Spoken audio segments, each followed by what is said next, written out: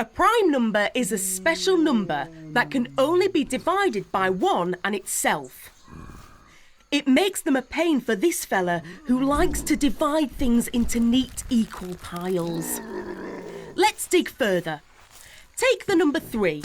3 is a prime number. Its only factors are 3 and 1, so it can only be divided into one group of 3 or 3 groups of 1. There's no other combination. Now 4 is not a prime number. As well as groups of 4 and 1, we can also divide 4 into 2 groups of 2. Oh, here we go again. This isn't going to end well. 5 is a prime again. It only has 2 factors, 1 and 5. You can keep going higher and higher, finding bigger and bigger prime numbers, like 7, 11, 13, and even 997. But don't forget, number 1 doesn't count because it only has 1 factor. Sorry,